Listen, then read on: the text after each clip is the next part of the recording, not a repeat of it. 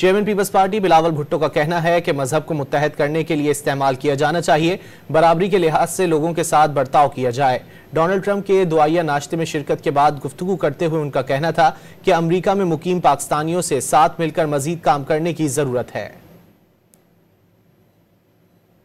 حضرت عیسیٰ کے بارے اور ہر جو مسلمان ہیں وہ حضرت عیسیٰ کے ماننے والے ہوتے ہیں، اور ہمیں مذہب کو اپنے آپ کو تقسیم کرنے کے بجائے ہم سب کو متحد کرنے کے لیے، ایک اتحاد پیدا کرنے کے لیے سیاستدانوں کو مذہب کو اس لحاظ سے دیکھنا چاہیے، نہ کہ وہ مذہب کو استعمال کرے ہمیں تقسیم کرنے کے لیے یا اپنے معاشرے کو تقسیم کرنے کے لیے۔ اور میں سمجھتا ہوں کہ اس قسم کا انٹرفیتھ جو موقع ہیں یہ بہت امپورٹنٹ ہے،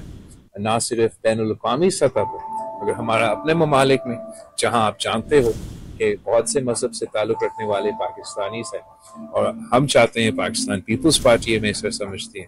کہ ہم سب کو برابری کے لحاظ سے سب کو چلانا چاہیے۔ تو اس لحاظ سے ملاقات ہوئی یا کوئی اور میٹنگز میں ابھی پاکستان کا وزیر خارجہ نہیں رہا ہوں، تو میرا جو بھی کافی ملاقاتیں ہوئے ہیں یہاں، مگر وہ تمام ملاقاتیں کوئی آفیشل کیپیسٹی میں یا